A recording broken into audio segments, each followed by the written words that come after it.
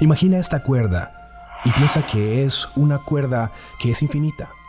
Ahora, imagina que esta cuerda es un tiempo determinado para tu existencia.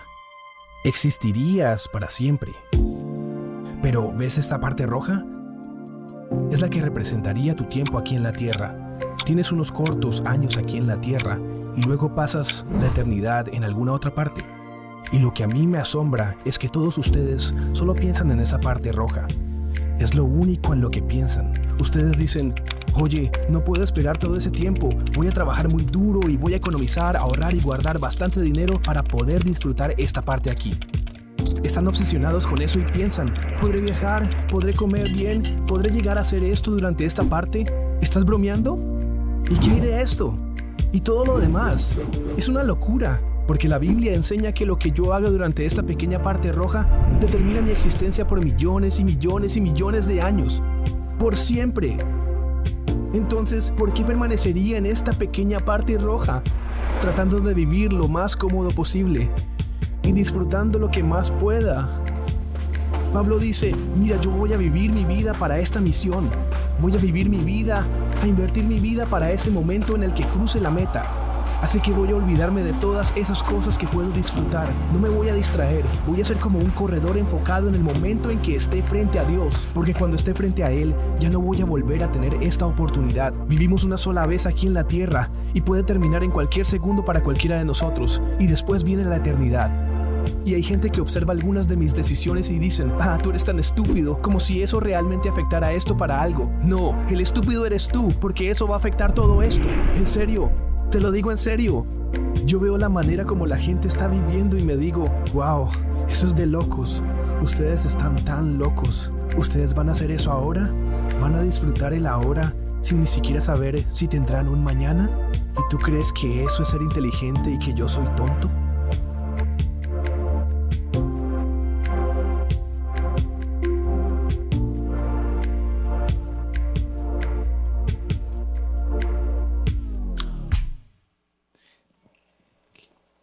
¿Cuántos están listos ya para la palabra? Le voy a pedir que esto es una palabra que primero Dios me la ha hablado a mí, es algo en lo que yo he estado pasando. A veces uno tiene la oportunidad de predicar o hablar cosas que ya ha vivido, que está viviendo o que prontamente va a vivir. Entonces, si usted es alguien que quiere dirección de Dios, esta palabra es para usted y es algo que a mí me ha confrontado el corazón. Yo quisiera que usted diga fuerte conmigo, la eternidad en el cielo se encuentra conectada con el propósito de mi vida. Otra vez, la eternidad en el cielo se encuentra conectada con el propósito de mi vida. Al contar 3 lo vamos a decir solo ustedes. 1, 2, 3. No sea tan bárbaro. Bueno, yo sé que más de uno no desayunó, pero yo creo que por lo menos lo estamos diciendo con el corazón y no con el estómago.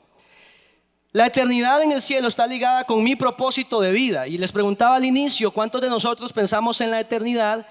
Porque mucho de eso, mucho de lo que usted piensa en la eternidad dice cómo usted vive en esta tierra. Como decía el video, la cuerda blanca es muy grande, muy amplia.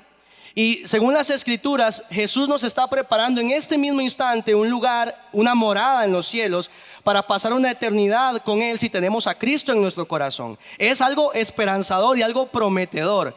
Pero también la Biblia me enseña de que Cristo vino a la tierra a prometernos una vida y una vida en abundancia. No solo una vida, sino una vida en abundancia.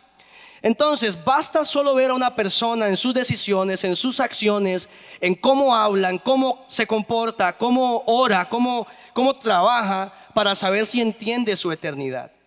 Cuando hablo de propósito, hablo de que nosotros debemos de comprender de que Dios nos ha diseñado con un plan para nuestras vidas. Y más adelante les voy a hablar un poquito más de esto. Pero muy poco hablamos de la muerte. Así, muy honestamente, ¿quiénes sacaron un chance esta semana para hablar de cuándo se iba a morir? Nadie.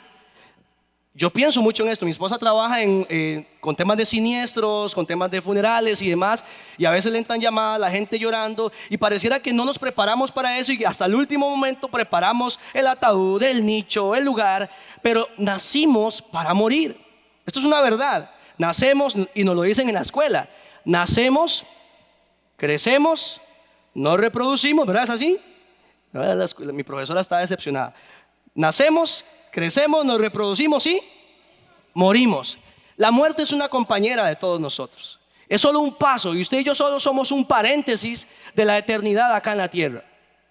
Estamos de paso, es algo momentáneo. Entonces yo debo de encargarme de vivir una vida correcta acá en la tierra. Porque la tragedia más terrible no es morir, sino vivir una vida sin propósito. Voy a repetirlo. La tragedia más terrible no es que usted y yo muramos. Todos vamos para allá.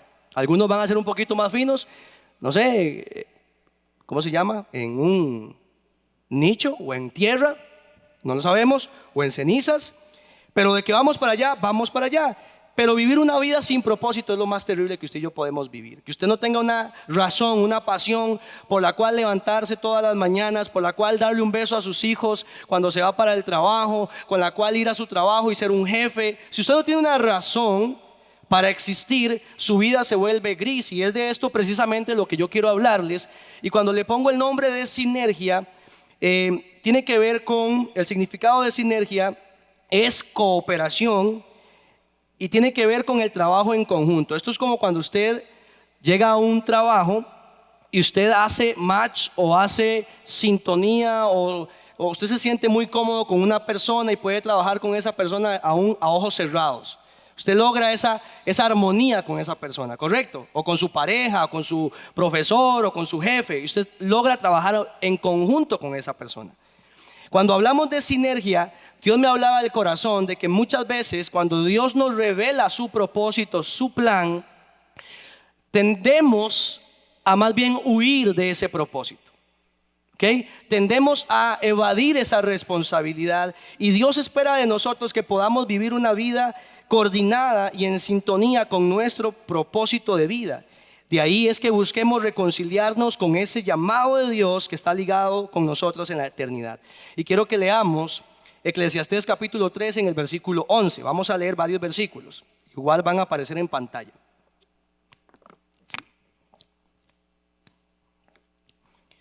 Eclesiastés 3:11.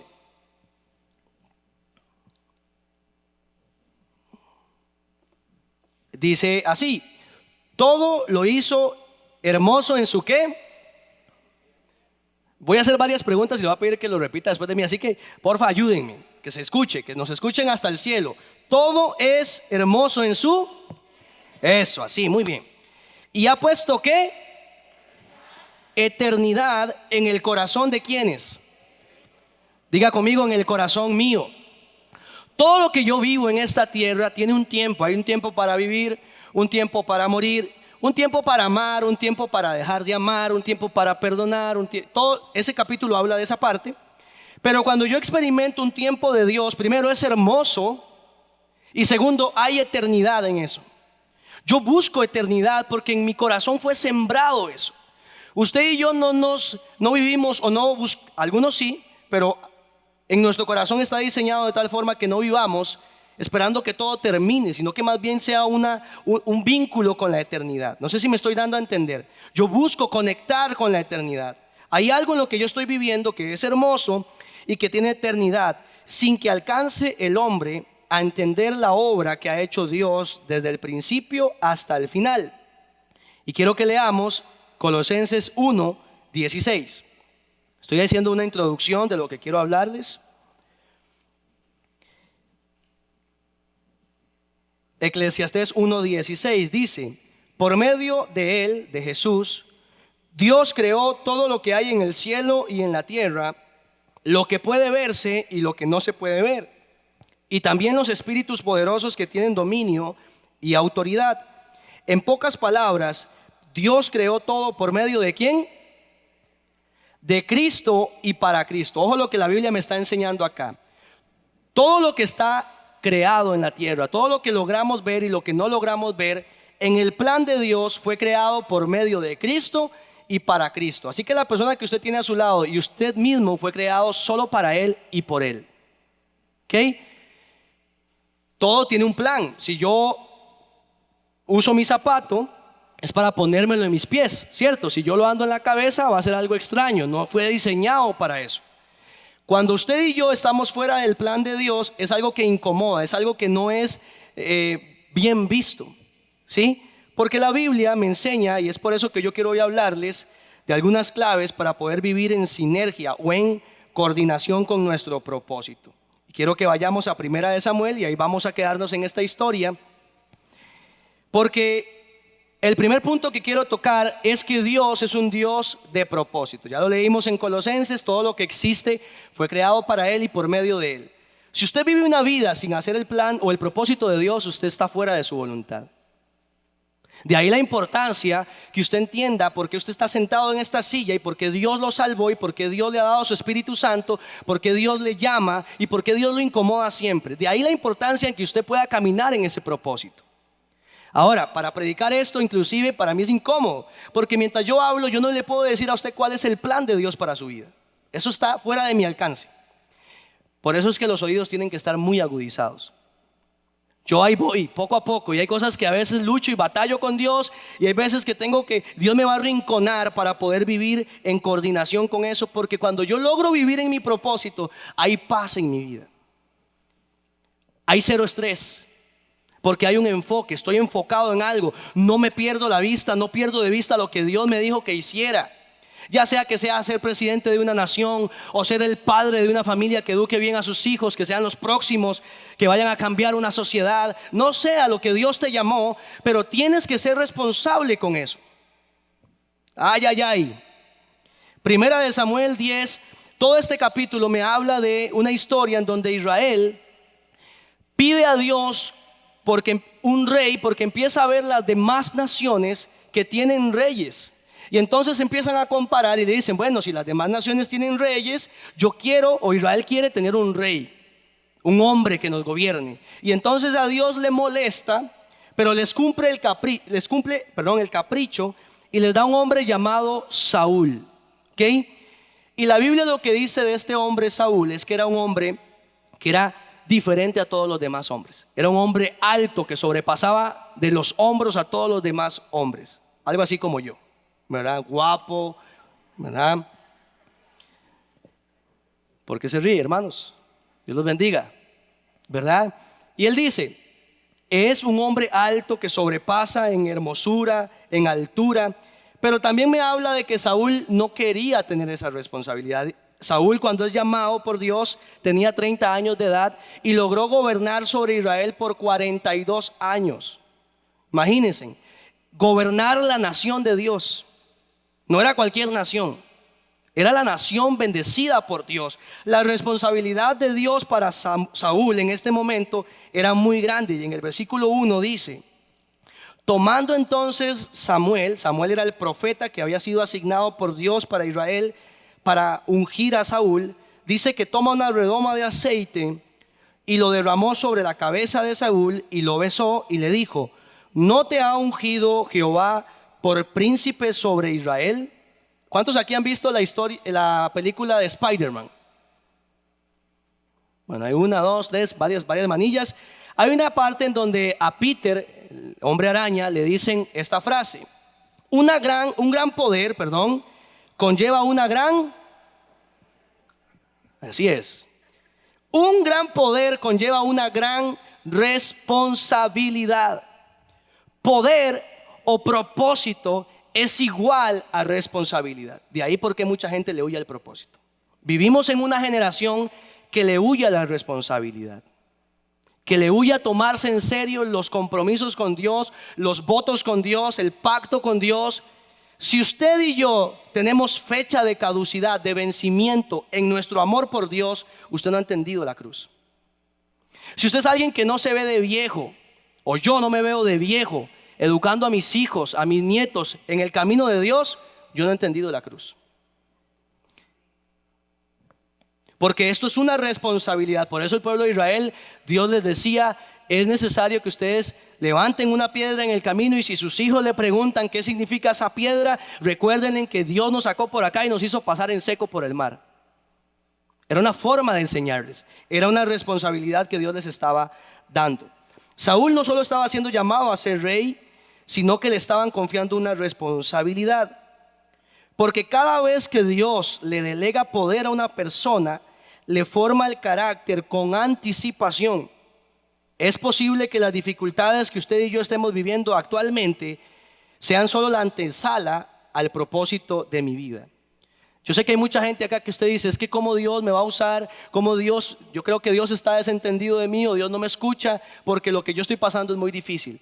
Eso que usted y yo estamos viviendo es una momentánea tribulación que va a producir una gloria mayor. ¿Sí? Estaba leyendo que Dios permite ciertas tribulaciones y conflictos en su vida y en la mía para que no nos aferremos a esta tierra, para que no amemos lo que hay acá, que pongamos la mirada en algo mayor. Y es ahí lo que Dios quiere que usted empiece a visionar, a ver, a observar. Dios permite esa muerte que pasaste, ese dolor, ese sufrimiento, esa herida, para que no te aferres a lo terrenal. ¿Sí? Y ahora entonces toma propósito la herida, toma propósito el dolor por el que estoy pasando. Por eso es que la gente dice, ¿cómo es que en tiempo de pandemia usted no se aflige? Porque le diste color a tu vida, le diste propósito. Algo Dios tendrá que hacer con esto, algo Dios tendrá que hacer con mi familia. Aunque esté pasando esto, aunque no haya plata, aunque no haya comida, Dios va a hacer, Dios va a proveer. En otro momento lo hizo y lo seguirá haciendo.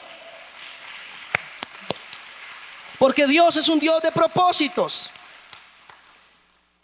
Dios habla el lenguaje de propósitos. Jeremías 29:11 dice: mis planes para ustedes solamente yo los sé y los conozco. Y no son para su mal, sino para su bien. Voy a darles un futuro lleno de bienestar. Oiga qué lindo esto. Su plan y mi plan de vida no lo conoce un pastor, no lo conoce un líder ni un evangelista. Nadie lo conoce, solo Dios. Esto es, yo doy este ejemplo. Yo tengo un Samsung. Si a mí se me daña mi Samsung, lo mejor es que yo vaya a el fabricante de un Samsung, ¿no? ¿Sí? Si usted tiene un carro, usted se le daña algo, una pieza, usted va donde el fabricante, porque lo conocen a detalle. Es lo mismo con nuestro propósito y nuestro diseño. Si usted y yo fuimos creados por Dios, Él conoce todo de usted. A veces cuestionamos inclusive hasta la familia en la que nacimos, nuestros padres, los padres que tuvimos. Pero Dios, ahora paréntesis, hay padres que uno tal vez dice, sí, Dios necesita hacer una obra mayor porque son padres que no han entendido su función como papás. Pero aún genéticamente y con el ADN, Dios sabía que los padres que tienes, eran los necesarios para formarte, así como eres, con tu color de piel, con tu color de ojos, con tu estatura, ¿verdad? Y esa esencia, ya voy a tocar ese tema, es lo que Dios necesita para impactar a otros. Es lo que Dios necesita, pero Dios necesita que entendamos que Él conoce los planes y Él nos promete un futuro lleno de ¿qué? ¿Están conmigo, sí? Un futuro lleno de bien. ¿Puede usted creer eso en su corazón? Dios tiene un futuro de bienestar para mí. Yo no sé a usted, pero a mí Satanás muchas veces me dijo: usted no va a poder formar una familia, usted no va a poder ser un buen esposo. Usó gente muy cercana a mía para apuntarme con esas palabras que hieren, que ofenden. Pero Dios dice que Él me va a dar un futuro prometedor. A veces nos imaginamos un futuro sin Cristo. Nos imaginamos un futuro trágico, una muerte trágica quizá. Pero Dios no está ahí, porque Él nos dice: si tienes a Cristo, tu final va a ser muy prometedor. ¿Ok? Dios siempre confía en un propósito mayor del que creemos poder soportar y sobrellevar. Claro, es un propósito sobrenatural. Cuando usted Dios le presenta el propósito, usted se va a sentir muy, muy, muy, muy pequeño. ¿Cuántos se habían sentido pequeños ante ese propósito? Bueno, tengo una buena noticia, vas bien. Porque es algo muy grande. Ahora no se trata de nosotros, sino de Dios. Ahí en el versículo 20 de 1 Samuel, quiero que leamos. En el versículo 20 al 22 dice: y haciendo Samuel que se acercasen todas las tribus de Israel, fue tomada la tribu de Benjamín. E hizo llegar la tribu de Benjamín por sus familias, y fue tomada la familia de Matri, y de ella fue tomada Saúl, hijo de Cis. Y le buscaron, ¿pero qué? No fue hallado. Y entonces preguntaron: Jehová, bueno, ¿dónde está Saúl? Y él respondió: he aquí que él está escondido. ¿Dónde? ¿Dónde? ¿Dónde? En su bagaje. Samuel va a ungir a Saúl, pero no fue hallado porque Saúl estaba escondido. Esta palabra esconder tiene que ver con secreto, apagar, encubrir, ocultar, endurecer, reservar.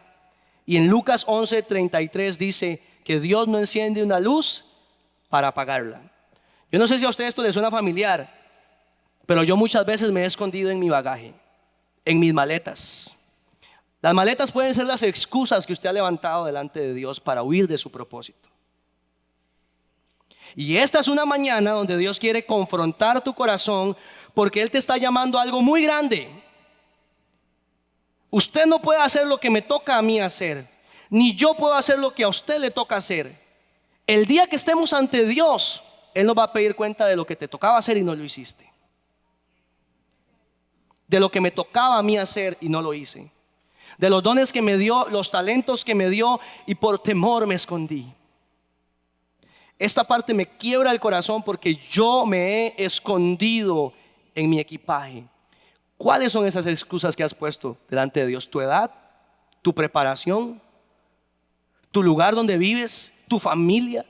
Yo conozco discípulos que todos los días hay música a lo loco en su casa, bulla, comparten cuarto con sus hermanos y aún así tienen que buscar a Dios, y lo hacen porque tienen una pasión, porque tienen una responsabilidad, porque han entendido que tienen un llamado, tienen un propósito, y la gente con llamado nadie los detiene, no se esconden. Y yo vengo en el nombre de Dios a decirte: no te escondas. Dios no te encendió para que te escondas. Y con esto entro al segundo punto. Dios necesita cambiarnos el corazón. Saúl estaba escondido entre el bagaje debido a su corazón, porque no puede haber una visión clara hasta que seamos revestidos de una nueva naturaleza. Saúl sería mudado en un nuevo hombre. Vayamos al versículo 9 y 10. ¿Estamos aprendiendo? Dice: y cuando llegaron allá al collado, he aquí la compañía de los profetas que venía a encontrarse con él, y el Espíritu de Dios vino sobre él, sobre Saúl, con poder, y profetizó entre ellos. Les pregunto algo: ¿Saúl era profeta? No era profeta, él era rey, ¿sí? Pero cuando el Espíritu Santo vino sobre él, le dio poder y lo hizo hacer algo de lo que él no estaba acostumbrado a hacer. Hay cosas donde Dios a mí me ha metido que yo ni sé cómo voy a hacer, pero Dios me pone ahí para hacer algo, para bendecir a alguien, y no estoy acostumbrado a eso, porque Dios necesita cambiar el corazón para poder llenarnos de su Espíritu Santo y para poder hacer algo de lo que no estamos acostumbrados a hacer. De pronto Dios te abre puertas en un trabajo para hacer algo que no sabías hacer, pero Dios te está diciendo: mi gracia va contigo. Yo soy asistente de gerencia en McDonald's. Tengo 8 años de trabajar ahí. Renuncié en una ocasión y tuve que volver por necesidad. Pero para mí ese lugar ha sido una universidad de vida, y a mí me han abierto las puertas en cantidad de veces. Tengo jefes que me dicen: tranquilo, vaya, presida, vaya, predique, y después vuelve a trabajar. Me dan fechas para poder predicar, para poder ir a encuentro, cosa que cuesta que suceda en un lugar como ese. Tengo un jefe que todos los días me pregunta: ¿cómo le ha ido en la iglesia? Páseme el link de tal prédica, de tal enseñanza. Es gracia. Créanme que a mí me asusta. La gracia asusta, iglesia. La gracia asusta. Porque te va a llevar a tu límite, te va a llevar a lugares donde jamás pensaste que ibas a poder estar. pero Dios está contigo. Si te esfuerzas, eres valiente, Dios está contigo. Dios necesita cambiarnos el corazón, porque Dios no puede revelar su propósito hasta que le permitamos cambiarnos. Y es el Espíritu Santo quien nos muestra ese error en nuestras vidas y la necesidad que tenemos de su gracia. Cuando tenemos el corazón correcto, somos capaces de servir. Imagínense un corazón lleno de orgullo sirviendo a la gente. Imagínense un corazón lleno de soberbia hablándole al pueblo de Dios. Y a veces como líderes somos ariscos, somos duros, tratamos mal a nuestros discípulos, somos duros con ellos y se nos olvida que también estamos acá para servir, amar, corregir, acuerparnos. Y Dios necesita tratar con eso en nuestro corazón. Están muy callados. Cuando Dios, quiero que leamos en el versículo 11. Eso va a estar bueno. Dice: y aconteció que cuando todos los que le conocían antes le vieron profetizar con los profetas, se preguntaban: ¿qué le ha sucedido al hijo de Cis? Note esa pregunta. Saúl entre los profetas, note esa segunda pregunta. Y alguno de ellos respondiendo dijo: ¿y quién es el padre de ellos? Tercera pregunta. Por esta causa se hizo proverbio también Saúl entre los profetas. Cuando vieron a Saúl que no era profeta y empezó a hacer algo que no fue llamado a hacer, pero que Dios le dio ese poder, la gente empezó a decir: ¿qué le pasó a Saúl? Y es lo mismo que va a suceder contigo después de que salgas de acá y entiendas tu propósito. Van a decir: ¿qué le sucedió a Caleb? Caleb también entre los profetas, Caleb también entre los de un propósito, Caleb también entre los de un llamado. ¿Cómo así? ¿No es el hijo de un carpintero? Le sucedió a Jesús, ¿cierto? Lo cuestionaron y se preguntaron cómo este joven a los 12 años de edad en el templo estaba predicando, estaba hablando con los maestros de la ley y estaban asombrados porque a los 12 años de edad Jesús dijo: hey, en los negocios de mi padre me es necesario estar, no me desenfoco. Saúl entre los profetas, y me gusta porque dice: ¿quién es el padre de ellos? Cuando te vean a ti, cuando me vean a mí, tienen que ver al Padre. Jesús decía: no sale de mi boca absolutamente nada de lo que yo no haya escuchado al Padre hablar. Yo no hago nada de lo que yo no haya visto al Padre hacer. Por eso es que cuando usted y yo hacemos cosas que Dios no nos dijo que hiciéramos, ¿cómo nos va? Todos lo sabemos, que todos hemos pasado por ahí, ¿cierto? Nos va mal. Dios dijo: yo no hice eso. ¿Quién lo mandó a usted hacerlo? Pero si yo veo al Padre sanar a la gente, yo puedo sanar a la gente.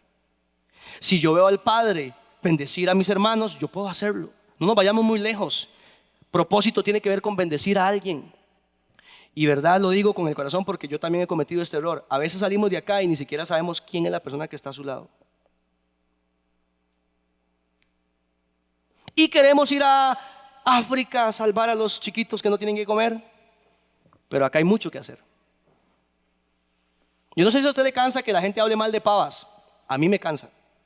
Y hay que hacer algo. Y de aquí puede salir gente muy buena. De aquí puede salir gente que tiene el propósito de Dios, el plan de Dios, el fuego de Dios para cambiar una generación que no tiene una visión de ese plan de Dios. Voy aterrizando y con esto cierro con mi tercer punto. Resguarda tu esencia. Saúl es asignado como el rey, pero recibió oposición de su propósito.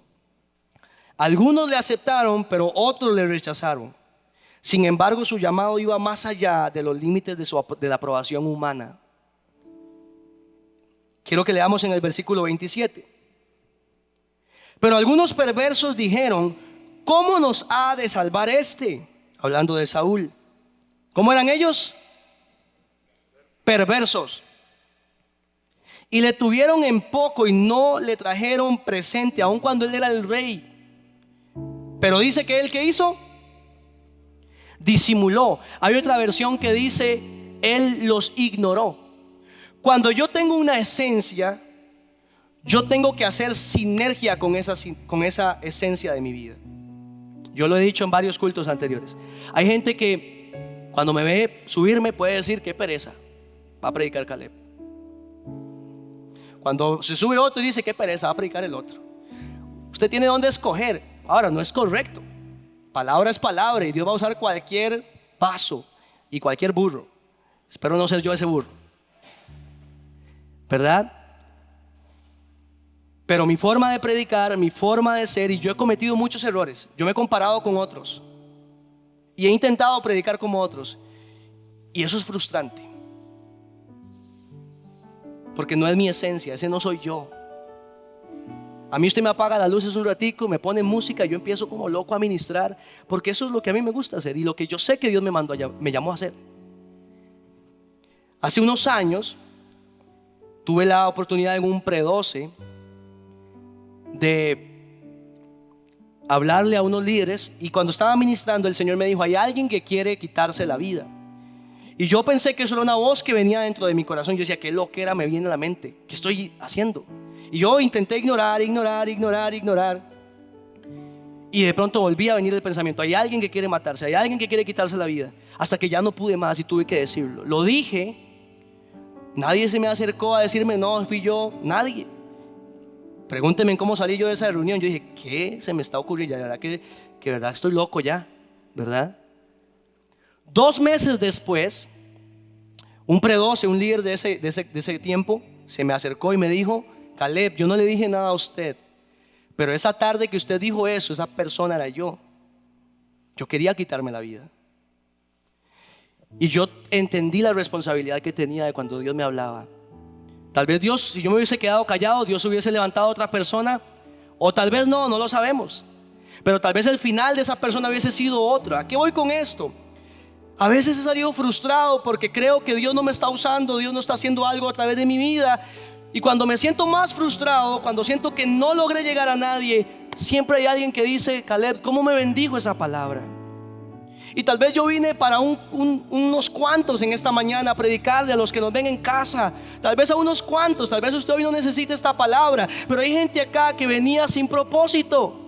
Y Dios está usándome a mí, con mi forma de ser, con mi forma de predicar, con mis pegazones, con todo lo que soy, para hablarte al corazón de que Dios quiere usarte. Hay gente que se frustró por sus primeros 5 minutos de prédica porque estaba tan nervioso que no lo logró hacer más, y dejaste de predicar, y dejaste de hacerlo, dejaste de intentarlo, dejaste de buscar a tus amigos, dejaste de buscar a la señora de la célula que dejó de ir porque te rechazó. Sigue intentándolo. Ignora a los que no te quieren ver con un propósito. Ignora a los que no quieren verte con un llamado. A Jesús se lo hicieron. A Jesús lo menospreciaron por ser un carpintero, pero no se dieron cuenta de que era el que iba a cambiar la historia de la humanidad. No saben con quién están tratando cuando te hablan y te menosprecian. Disimula, ignóralos. No te enfoques en eso, te va a quitar fuerzas. Cuando nos enfocamos en el qué dirán, nos agotará, nos hará perder tiempo. Y termino con esto. Los grandes hombres y mujeres que provocaron un mover de Dios fueron aquellos que dejaron de ver su debilidad para moverse en sus fortalezas. Los grandes hombres y mujeres de Dios que provocaron algo fueron aquellos que dejaron de ver su debilidad para moverse en sus fortalezas. Yo les digo algo en el nombre de Jesús: Él se encarga de tus debilidades, enfócate en tus fortalezas. Por eso la Biblia dice: el que hable con el poder de Dios. El que tiene el don de hospitalidad, reciba a la gente con el amor que solo Él puede dar. A eso te llamó Dios. Por eso esta mañana es una mañana para entender que Dios es un Dios de propósito, que Dios necesita cambiarme el corazón, la dureza, las excusas. Es una mañana para traer todo ese equipaje y decir: Señor, ok, aquí están, úsame. Y también es una mañana para entender que yo necesito cuidar mi esencia. Le voy a pedir que usted cierre sus ojos y medita en esto.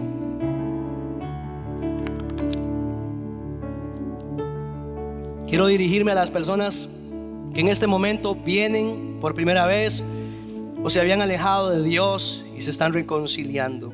También a los que nos ven en casa. Si usted quiere aceptar a Jesús porque sabes que tienes una vida sin propósito. Jesús dijo: yo quiero darles una vida en abundancia, una vida plena, una vida llena de mis promesas, una vida llena de mi Espíritu Santo. Yo quiero cambiarte el corazón, quiero transformar tu vida. Quiero que tengas algo por qué vivir y algo por qué morir. Dios quiere confiarte algo por lo que puedas vivir esta mañana. Y el pecado nos aparta de Dios, dice la Biblia, pero que también Él vino a perdonarnos. Y si creemos en nuestro corazón que Jesús es el Señor y confesamos con nuestra boca que Él es el Señor, entonces seremos salvos. Si usted quiere aceptar a Jesús, le voy a pedir que usted hable con Dios ahí donde está y le diga: Señor, aquí estoy. Te pido perdón por mis pecados. Sé que he estado lejos de ti, Señor, he estado mal, lejos de tu voluntad, de tu propósito.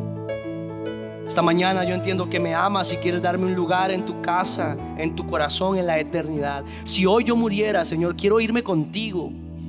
Quiero vivir esta vida entendiendo mi eternidad contigo. En el nombre de Jesús te pido perdón por mis pecados y te pido que entres a mi corazón. Amén y amén.